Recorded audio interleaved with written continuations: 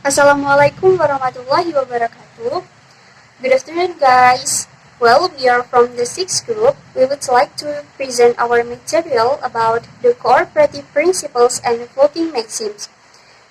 With the member, I'm Finda Fika Rohmah as the first presenter, my friend Finda Gusti as the second presenter, and also Putria Ulfa as the third presenter. So here, I would like to explain about cooperative principle. One way of being cooperative is that the speaker give as much information as is expected. Cooperative principle describes how people achieve effective conversational communication in a common situation. So, this is how the listeners and also the speakers cooperatively and mutually accept one another to be understood in a particular way. In 1975, Grice proposed an idea of cooperative principle which based on the attempt of conversational partners to be cooperative in conversation. He noticed that people do not usually say things directly, but tend to imply them. To be cooperative in conversation means that the speakers must make utterance appropriate in the conversation context. Here, Levinson summarized the cooperative principle as the specification of what participants have to do in order to converse in a maximally efficient, rational, and cooperative way. Here, to achieve the cooperative conversation, the speakers must speak relevantly and also clearly while they are providing some information. Grice also proposed 4 maxims of conversation for communication in order to make the conversation as brief and required. Here I would like to explain 3 of them. The first is maxim of quantity. The participants make contribution as informatively as is required for the current purpose of the exchange. So here, the speaker should not make their contribution more or less information, means that the speaker should provide enough information. They do not should provide the information more informatively or less informatively. Here, if the speaker speaks too long or giving more informatively information, the risk is the listener will be bored with what they are talking about. And then if the speaker giving less information, the listener cannot catch the point of their conversation, or it can be said as the listener do not know what you're talking about. We can make a conclusion.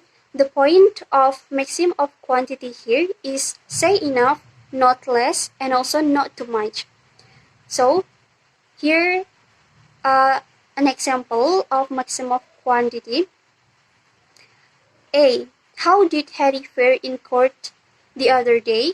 And then the answer of B is, oh, he got a fine. From the example here, we can know that the speaker B has already given the information of the situation. Here, he or she speaks enough information for the question from A. And then the next is maxim of quality. Maxim of quality gives contribution to what a addresser believes to be true. It means that the speaker should tell the right information. We can make a conclusion.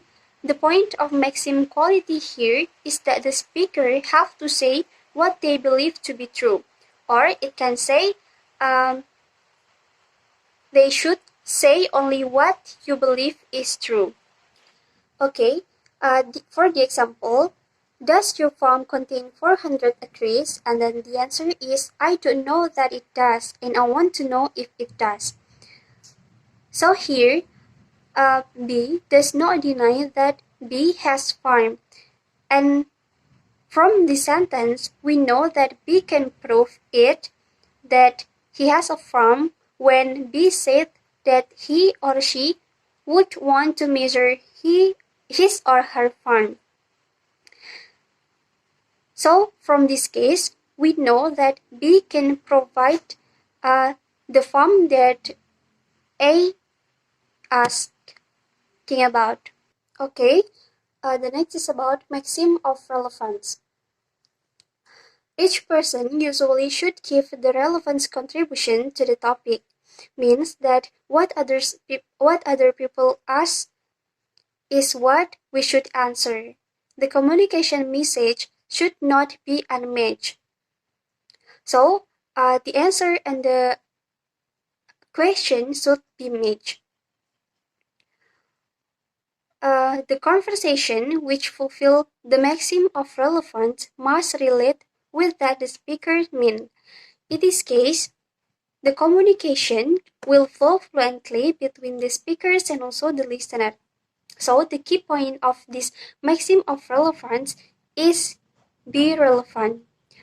Here, there is an example. Where is my box of chocolates? And then the answer is, it is in your room. Okay, from the example above, we can know that A is asking about where, and also B answer about the place that is your room. So the answer for where is your room. So the B's answer is matches for A question. Okay, that's all from me. I'm sorry if there are a lot of mistakes, and the next material will be delivered by Firdani Rahmani Gusti.